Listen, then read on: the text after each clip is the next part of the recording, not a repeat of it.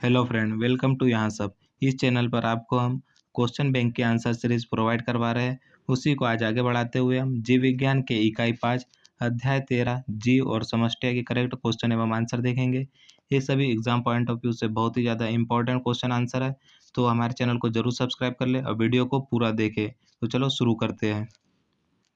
इसमें हम पहले देखेंगे एक शब्द में उत्तर दीजिए के प्रश्न। इनका आपको आंसर बता दूंगा मैं, उनको आप लिख लेना। इसमें पहला प्रश्न है, एक ऐसे जंतु का नाम लिखिए जो कि अपने अंडों को दूसरे जंतु के घोंसलों में देता है। इसका करेक्ट आंसर हो जाएगा कोयल। इसका करेक्ट आंसर कोयल लिख लीजिए। पहले का करेक्ट आंसर कोयल है, कोयल आप लिख लीजिए। सेकंड है, जाति बहुरूपता का एक उदाहरण दीजिए। तो जाति बहुरूपता का एक उदाहरण हो गया मधुमक्खी। इसका करेक्ट आंसर मधुमक्खी है, तो मधुमक्खी सेकंड का लिख लीजिए। थर्ड प्रश्न है, सह परोपकारिता एवं प्रोटो कोऑपरेशन के एक एक उदाहरण दीजिए। तो इसमें जो सह परोपकारिता है उसका करेक्ट आंसर लाइकेन है। सह परोपकारिता का लाइकेन है और प्रोटो कोऑपरेशन का करेक्ट आंसर हो जाएगा सी एनीमोन तथा हर्मिट क्रेब। इसको फिर से रिपीट कर दे रहा हूँ। सह परोपकारिता का करेक्ट आंसर लाइकेन है तथा प्रोटो कोऑपरेशन का करेक्ट आंसर सी एनीमोन तथा हर्मिट क्रेब है। नेक्स्ट हम प्रश्न देखेंगे 4। लाइकेनों में सहजीवी रूप में कौन कौन से जीव पाए जाते हैं। तो इसमें दो जीव पाए जाते हैं लाइकेन में। इसमें पहला हो गया शैवाल और दूसरा हो गया करेक्ट कवक। तो इसको आप लिख लीजिए। लाइकेन में सहजीवी जीव शैवाल एवं कवक पाए जाते हैं। इसका करेक्ट आंसर हो जाएगा शैवाल एवं कवक। नेक्स्ट देखेंगे हम 5th। लाइकेनों में शैवाल एवं कवक के मध्य किस प्रकार का सह संबंध पाया जाता है। तो इसका करेक्ट आंसर हो जाएगा सह परोपकारिता संबंध। हमने थर्ड में देखा कि जो सह परोपकारिता का उदाहरण है वह लाइकेन है। तो इसी प्रकार लाइकेनों में जो शैवाल एवं कवक उपस्थित होते हैं इनके मध्य सह संबंध पाया जाता है, वह संबंध हो जाएगा सह परोपकारिता का। नेक्स्ट है 6th। काष्ठीय आरोही पौधों को क्या कहा जाता है। तो इसका करेक्ट आंसर हो जाएगा लियानास। आप लिख लीजिए लियानास।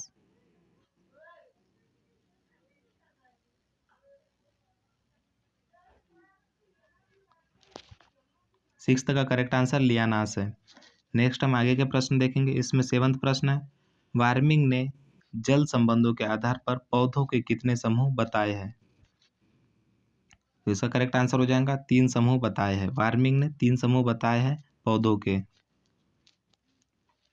नेक्स्ट है 8। एक ऐसे आवृत्तबीजी पादप का नाम बताइए जिसमें जड़ तंत्र अनुपस्थित होता है। तो इसका करेक्ट आंसर हो जाएगा वॉल्फिया।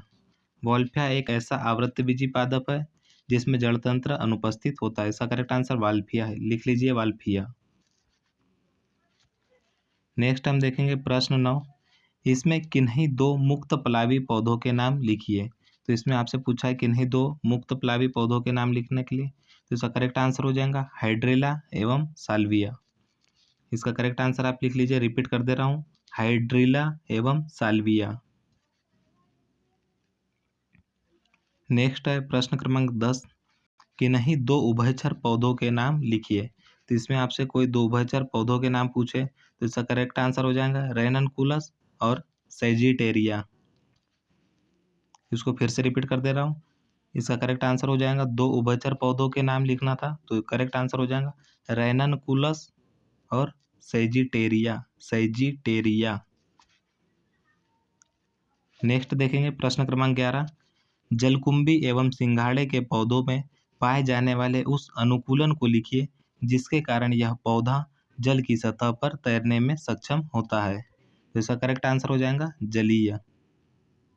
इसको आप लिख लीजिए जलीय। 11वां का करेक्ट आंसर जलीय हो जाएगा। नेक्स्ट हम देखेंगे प्रश्न क्रमांक 12। इसमें आपसे पूछा है किसी एक मैंग्रोव पौधे का नाम लिखिए। तो इसमें आपको मैंग्रोव पौधे का नाम पूछा है, तो इसका करेक्ट आंसर हो जाएगा राइजोफोरा। रिपीट कर दे रहा हूँ, मैंग्रोव पौधे का नाम राइजोफोरा। राइजोफोरा आप लिख लीजिए। नेक्स्ट है 13। न्यूमेटोफोर किन पौधों में पाए जाते हैं। न्यूमेटोफोर किन पौधों में पाए जाते हैं। तो इसका करेक्ट आंसर हो जाएगा दलहनी पौधों में। आप लिख लीजिए दलहनी पौधों में न्यूमेटोफोर पाए जाते हैं। प्रश्न क्रमांक 13 का करेक्ट आंसर हो जाएगा दलहनी पौधे। नेक्स्ट हम देखेंगे 14, किसी ऐसे पौधे का नाम लिखिए जिसमें तना पत्तीनुमा संरचना में तथा पत्तियां कांटों में रूपांतरित होती है। तो इसका करेक्ट आंसर हो जाएगा नागफनी। नागफनी में जो पत्ती होती है वह कांटों में रूपांतरित होती है, जो पत्तियां होती है वह कांटों में रूपांतरित हो जाती है। तो इसका करेक्ट आंसर हो जाएगा नागफनी। नेक्स्ट है 15, माइकोराइजा किस के बीच की सहजीविता है। तो इसमें आपसे माइकोराइजा किस चीज के बीच की सहजीविता है यह पूछा है। तो इसका करेक्ट आंसर हो जाएगा कवक व उच्च श्रेणी के पौधों की बीच की। तो इसका करेक्ट आंसर आपको लिख लेना है कवक व उच्च श्रेणी के पौधों के बीच। माइकोराइजा कवक व उच्च श्रेणी के पौधों के बीच की सहजीविता है, इसको आप लिख लीजिए। नेक्स्ट हम देखेंगे अति लघुत्तरीय प्रश्न जो कि 2 अंक के है।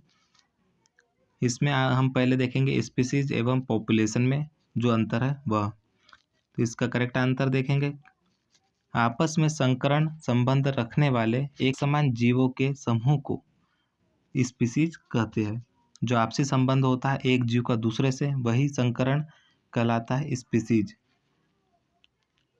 वहीं जो पॉपुलेशन होती है उसको देखेंगे जबकि एक निश्चित समय में इकाई क्षेत्रफल में रहने वाले एक ही जाति की संख्या को समष्टि या पॉपुलेशन कहते हैं। पॉपुलेशन में एक ही जाति के जीव रहते हैं एक निश्चित क्षेत्रफल के अंदर, वही पॉपुलेशन कहलाती है। इसका आंसर आप लिख लीजिए। नेक्स्ट हम देखेंगे प्रश्न 2 जो कि पहले का ही अंतर है। इसमें आपसे पूछा था जनसंख्या वृद्धि एवं जनसंख्या घनत्व में अंतर बताना था। तो इसका करेक्ट आंसर देखेंगे इकाई समय में किसी समष्टि या जनसंख्या में होने वाली वृद्धि को जनसंख्या वृद्धि कहते हैं। तो जनसंख्या वृद्धि से आशय है कि किसी निश्चित समय में जनसंख्या में कितना बढ़ोतरी हो रही है, वही जनसंख्या वृद्धि कहलाता है। और जो जनसंख्या घनत्व होता है वह होता है किसी निश्चित इकाई क्षेत्रफल में जाति के निश्चित जीवों की संख्या, औसत जो संख्या होंगी निश्चित जाति की वही जनसंख्या घनत्व कहलाएगा। आप देख सकते हैं इसमें दिया हुआ है इकाई क्षेत्रफल में एक जाति के जीवों की औसत संख्या को जनसंख्या घनत्व कहते हैं। नेक्स्ट देखेंगे 3, एक जाति एवं बहुजाति समष्टि में अंतर। तो इसमें हम पहले देखेंगे एक जाति है इकाई समय में किसी निश्चित क्षेत्र में एक जाति के जीवों की कुल संख्या को एक जातीय समष्टि कहते हैं। इसमें एक ही जाति की निश्चित क्षेत्र में संख्या होती है, वही एक जातीय समष्टि की संख्या ही कहलाती है। परंतु यह व्यवहारिक तौर पर निश्चित नहीं है क्योंकि एक निश्चित क्षेत्रफल में एक ही प्रकार की जाति उपस्थित नहीं होती, वह अलग अलग जातियों के साथ रहती है। जैसे जंगल में कोई शेर रह रहा है तो शेर रह रहा है तो उसके आसपास हिरण होंगे, जेब्रा होंगे, जिराफ होंगे, तो एक जाति में नहीं रहेगा, एक ही क्षेत्रफल में एक ही समूह में नहीं रहेगा वो, और भी उसके आजू बाजू लोग उपस्थित रहेंगे। तो यह एक जातीय होता है। इसका व्यवहारिक तौर पर ऐसा नहीं होता है, पर एक जाति यही होता है कि एक निश्चित क्षेत्रफल में एक जाति के जीवों की कुल संख्या वही एक जातीय समष्टि कहलाती है। नेक्स्ट देखेंगे हम बहुजातीय। बहुजातीय में एक समय में किसी निश्चित क्षेत्र की सभी जातियों की संख्या को बहुजातीय समष्टि कहते हैं। ओरिजिनल में जो बहुजातीय समष्टि ही प्रेजेंट है, एक जातीय समष्टि प्रेजेंट नहीं है। बाकी आपको अंतर पता रहना चाहिए एक जातीय समष्टि क्या होता है और बहुजातीय समष्टि क्या होता है।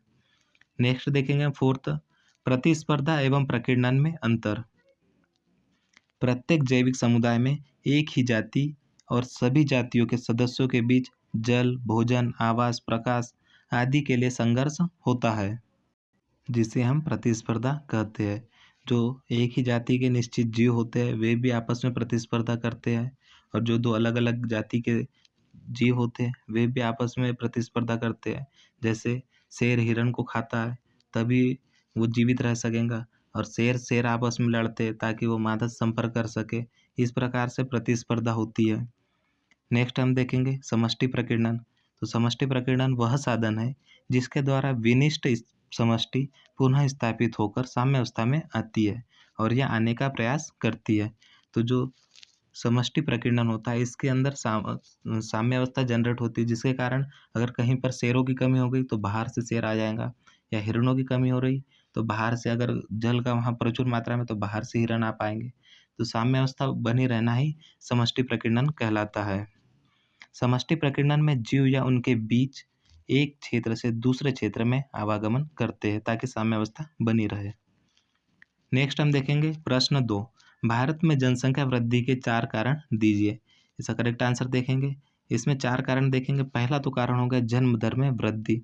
जन्म दर में वृद्धि मतलब इससे यह आशय है कि अगर जो पॉपुलेशन ज़्यादा रहेंगी तो उनकी शादियाँ होंगी, शादी होंगी तो उनके बच्चे होंगे, तो जितनी शादियाँ होंगी उतने बच्चे होंगे, और जितने जोड़े होंगे उतने बच्चे होंगे पैदा। तो इसी प्रकार से अधिक मात्रा में बच्चे जन्म ले रहे हैं। नेक्स्ट हो गया मृत्यु दर में कमी, तो उतने ज़्यादा मर नहीं रहे पब्लिक, क्योंकि स्वास्थ्य सेवाएं आजकल बहुत ही ज़्यादा उच्च क्वालिटी की हो गई, तो मृत्यु हो नहीं पा रही है। नेक्स्ट है शिक्षा का महत्व नहीं समझना व इसका पर्याप्त प्रचार व प्रसार न होना। तो इसमें गांव खेड़ों में आजकल शिक्षा का फिर भी बहुत प्रचार हो चुका है, परंतु आदिवासी क्षेत्रों में उतना प्रचार नहीं हुआ है। तो उनके आज आज भी किसी के 6 बच्चे हैं, किसी के 5 बच्चे, किसी के 4 बच्चे, वहाँ 1 बच्चा होना चाहिए, वहाँ 4 बच्चे हो रहे हैं। तो ये शिक्षा का महत्व नहीं समझ रहा है। नेक्स्ट हो गया रूढ़िवादिता। रूढ़िवादिता इस प्रकार से है कि बच्चे तो ईश्वर की देन है, पैदा करे जाओ, यह रूढ़िवादिता हो गया। नेक्स्ट हम देखेंगे प्रश्न 3, समष्टि साम्यावस्था से आप क्या समझते हैं। इसका करेक्ट आंसर देखेंगे। किसी समष्टि के वृद्धि स्वरूप को देखने पर यह पता चलता है कि किसी नए क्षेत्र में पहुंचकर प्रत्येक समष्टि जो होती है वह तेजी से वृद्धि करते अपने चरम सीमा पर पहुंच जाती है और लंबे समय तक इसी चरम सीमा पर स्थित रहती है या स्थिर रहने का प्रयास करती है। इसी अवस्था को साम्यावस्था कहते हैं। जो साम्यावस्था होती है इसमें जो जन्म दर होती है, मृत्यु दर होती है, वह भी बराबर होती है और प्रत्येक जो जाति होती है वह अपनी साम्यावस्था पर बनी रहना चाहती है हमेशा। और इसी साम्यावस्था को बनाने के लिए जो समष्टि होती है, ये जो विभिन्न कारक होते हैं, जैसे जलवायु हो गया, पर्यावरण हो गया, तो इन कारकों से हमेशा संघर्ष करती रहती ताकि साम्यावस्था में बनी रहे, और सफलता मिलने पर वे हमेशा साम्यावस्था में बनी रहेंगी। ये आप देख सकते हैं इसका करेक्ट आंसर समष्टि साम्यावस्था का। आप इसी प्रकार लिखे, करेक्ट आंसर आपको दिया गया है। नेक्स्ट हम देखेंगे प्रश्न 4, निम्नलिखित में अंतर स्पष्ट कीजिए। तो इसमें आपसे पहला पूछा है परजीविता एवं सहजीविता में अंतर। तो इसमें आपको अंतर हमने प्रोवाइड किया है। परजीविता, जब एक जीव दूसरे जीव से पोषण प्राप्त करता है तो इस संबंधों को परजीविता कहते हैं। तो इससे पता चलता है कि जो परजीविता होती है उसमें एक इंसान या एक आदमी या एक जंतु वह दूसरे पर अपने भोजन के लिए निर्भर रहता है। दूसरा अगर भोजन मरेगा या दूसरा नष्ट होगा तब उसकी जीवन संभव हो पाएगा, तो यही परजीविता कहलाती है। और सहजीविता में जब दो जीव एक साथ एक दूसरे से लाभ उठाते हैं, जीवन यापन करते हैं, तो इस संबंधों को हम क्या कहते हैं, सहजीविता कहते हैं। जैसे इसका करेक्ट आंसर हो गया लाइकेन। लाइकेन जो होता है वह कवक और शैवाल का सहजीविता प्रदर्शित करता है। इसमें जो कवक होता है वह शैवाल को भोजन के लिए जल प्रदान करता है, शैवाल प्रकाश संश्लेषण से अपना भोजन तैयार करता है और कवक को देता है। तो इस प्रकार इनके बीच सहजीविता बनी हुई है। परजीविता का नेक्स्ट उदाहरण देखेंगे हम अंतर। इसमें एक जीव को लाभ या तथा एक को हानि होती है, तो एक नष्ट होगा तभी एक की जिंदगी सफल हो पाएंगी। तो इसमें एक जीव को लाभ होता है, एक को हानि होती है। परंतु सहजीविता में ऐसा नहीं है। सहजीविता में दोनों को जीव लाभान्वित होते हैं। इसका करेक्ट हो जाएगा, दोनों ही जीव इसमें लाभान्वित होते हैं।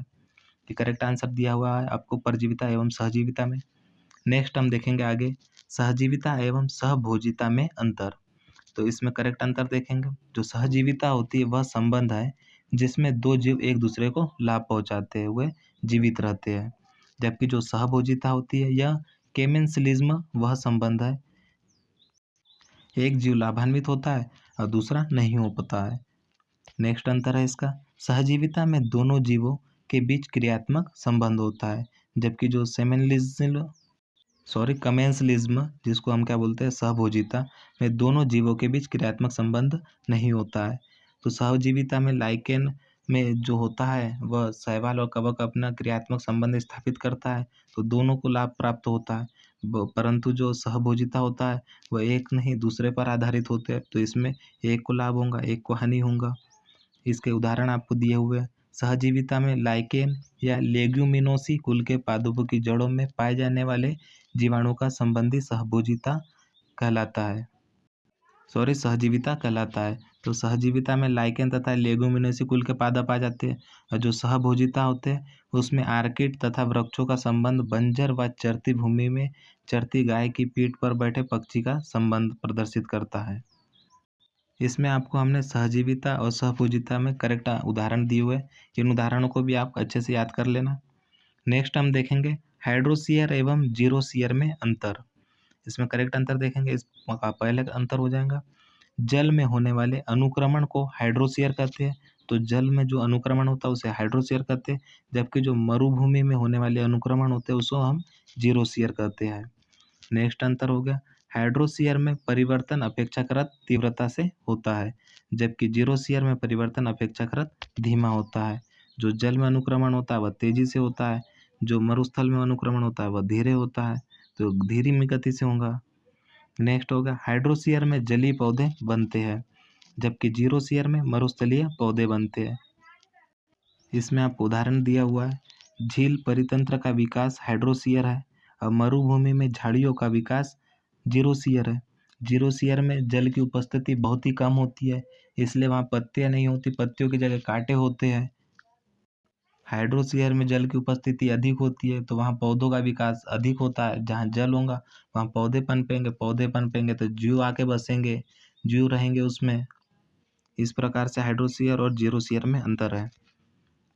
नेक्स्ट हम देखेंगे लघु उत्तरीय प्रश्न, जो कि 3 अंक के। इसमें आपसे पहला प्रश्न पूछा गया, जनसंख्या प्रकीर्णन को संक्षेप में समझाइए। इसका करेक्ट आंसर देखेंगे, समष्टि प्रतिक्षेपण या परिकीर्ण वह साधन है जिसके द्वारा विनिष्ट समष्टि पुनः स्थापित होकर साम्य अवस्था में आती है। इसमें हमने आगे जो पीछा क्वेश्चन गया है उसमें भी हमने अभी इसके बारे में जाना, प्रकीर्णन क्या होता है, जनसंख्या प्रकीर्णन। तो इसको हम फिर से देख लेते हैं अच्छे से। इसमें समष्टि जीव या उनके बीच एक क्षेत्र से दूसरे क्षेत्र में आवागमन करते हैं। वास्तव में समष्टि परिक्षेपण वह क्रिया है जिसके द्वारा कोई समष्टि अपने आवास में वृद्धि करती है। परिक्षेपण और प्रजनन में गहरा संबंध होता है, क्योंकि प्रजनन की अनुपस्थिति में परिक्षेपण नहीं हो सकता है। समष्टि परिक्षेपण 3 विधियों के द्वारा होती है। जनसंख्या प्रकीर्णन जो होता है उसमें जो जीव की जातियाँ होती है वह साम्य अवस्था में बनी रहना चाहती है, जिसके कारण वह एक क्षेत्र से दूसरे क्षेत्र में आवागमन करती है। अगर यहाँ पर साधन का अभाव होता है तो वह दूसरे क्षेत्र में चली जाती है, ताकि वहाँ से उसको पर्याप्त मात्रा में पोषण की प्राप्ति हो सके। परंतु जब प्रजनन काल चलता है जीवों का, तो वह एक स्थान से दूसरे स्थान में नहीं जा सकते। तो इसमें जो परिक्षेपण होता है वह नहीं हो सकता, यानी आवागमन नहीं हो सकता। यही इसमें आपको समझाया गया है। इसमें करेक्ट आपको दिए हुए 3 विधियाँ। इसमें पहली हो गई अग्रवासन। किसी समष्टि में बाहरी सदस्यों का आना अग्रवासन कहलाता है। बाहर से जो लोग आएंगे वही अग्रवासन कहलाएगा। नेक्स्ट है इसमें प्रवासन। किसी समष्टि के सदस्यों को दूसरे स्थान पर स्थायी रूप से बसना प्रवासन कहलाता है। एक स्थान से एक जीव दूसरे स्थान चला गया तो वह प्रवासी जीव हो जाएगा, तो वह प्रवासन कहलाता है। नेक्स्ट है प्रव्रजन। किसी समष्टि के सदस्यों का दो तरफा प्रकीर्णन, जाना और आना, प्रव्रजन कहलाता है। जैसे साइबेरियन पक्षी जो होते हैं वो शीत ऋतु में दक्षिण दिशा से आते हैं, लेकिन ग्रीष्म ऋतु में वापस लौट जाते हैं। तो जो प्रव्रजन होता है उसमें जो जंतु होता है वह एक क्षेत्र में कुछ समय के लिए जाता है, फिर वहाँ रहता है और फिर वह अपने स्थान पर वापस आ जाता है पुनः। तो इस प्रकार से वह प्रव्रजन क्रिया चलती रहती है, इसी को प्रव्रजन कहते हैं। इसका करेक्ट आंसर आपको साइबेरियन पक्षी दिया हुआ है, इसको भी आप याद कर लीजिए। साइबेरियन पक्षी प्रव्रजन का उदाहरण है। नेक्स्ट हम देखेंगे प्रश्न 2, जलीय पौधों के विशिष्ट लक्षण लिखिए। तो इसमें हम जलीय पौधों के विशिष्ट लक्षण देखेंगे। इसमें पहला लक्षण हो गया, इन पौधों में बाह्य त्वचा पर उप त्वचा का अभाव होता है। जो बाहरी त्वचा होती है उस पर उप त्वचा का अभाव होता है। नेक्स्ट हो गया, इन पौधों में जड़ तंत्र अल्प विकसित होता है तथा जड़ें प्राय छोटी एवं शाखा रहित होती है। वॉल्फिया नामक आवृत्तिबीजी पादप में तो जड़ों का अभाव होता है। तो जो वॉल्फिया नामक जीव होता है उसमें जड़ नहीं होती है, और जो जलीय पौधे होते हैं उनमें जड़ नहीं उपस्थित होती, या होती भी है तो बहुत ही छोटी होती है और इसकी शाखाएं रहित होती है। नेक्स्ट हो गया, इन पौधों के शरीर में बड़े-बड़े अंतरकोशिकीय अवकाश पाए जाते हैं, जो वायु के संचार में सहायक होते हैं। इन पौधों को तैरने में सहायता करते हैं। अगर वह उसमें वायु रहेंगी तो वह हल्का रहेगा, तो जल के ऊपर आसानी से तैर सकता है। नेक्स्ट हो गया, इन पौधों का संपूर्ण पादप शरीर जल एवं खनिज पदार्थों के अवशोषण में सहायक होता है। तो इसमें जो मिट्टी में तो इनकी जड़ जाती नहीं है, तो यह जो जल में घुले हुए खनिज होते हैं उन्हीं का अवशोषण करते हैं और अपना जीवन चलाते रहते हैं। नेक्स्ट हो गया, इन पौधों में रंध्रों का अभाव होता है। यदि रंध्र उपस्थित भी होते हैं तो वे अक्रिय होते हैं। रंध्र में तो रंध्र का अभाव होता है जलीय पौधों में। नेक्स्ट है, इन पौधों में यांत्रिक ऊतक अल्प विकसित होते हैं। जो यांत्रिक ऊतक होते हैं वे अल्प विकसित होते हैं। इन पौधों में संवहनी ऊतक या तो अनुपस्थित होते हैं अथवा अल्प विकसित होते हैं। संवहन, जो संवहन की जाइलम हो गया, फाइलम हो गया, जो संवहनी ऊतक होते हैं वह अनुपस्थित होते हैं। नेक्स्ट हो गया, जल निगमन। पौधों में पत्तियां पतली, लंबी एवं फीतेनुमा होती है इनकी पत्तियां। नेक्स्ट हो गया, प्लावी पौधों में पत्तियां बड़ी चपटी होती है, बाह्य सतह पर मोम का जमा होता है।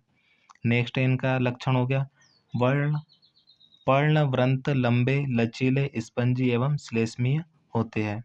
ये सभी हमने आपको जलीय पौधों के विशिष्ट लक्षण दिए हुए हैं। इन सभी लक्षणों में से आप कुछ अंतर याद कर लेना, एग्जाम पॉइंट ऑफ व्यू से बहुत ही ज़्यादा महत्वपूर्ण है। तो हमने इस वीडियो में जीव विज्ञान का अध्याय 13 देखा, जीव और समष्टियों के क्वेश्चन एवं आंसर को देखा। इसके आगे के क्वेश्चन एवं आंसर हम नेक्स्ट वीडियो में देखेंगे। तो चैनल को जरूर सब्सक्राइब कर ले। आपको इसी चैनल पर हम इसी प्रकार की वीडियो प्रोवाइड करवा रहे हैं जो एग्जाम पॉइंट ऑफ व्यू से बहुत ही ज़्यादा महत्वपूर्ण है। आप एक बार वीडियो देखने के बाद दोबारा इसको जरूर देखें ताकि आपका रिविजन अच्छे से हो सके, क्वेश्चन अच्छे से आपको याद हो सके। तो चैनल को जरूर सब्सक्राइब कर ले, बेल आइकन को दबाना ना भूले, बेल आइकन को जरूर दबाएं ताकि आपकी एक भी वीडियो मिस ना हो सके। धन्यवाद।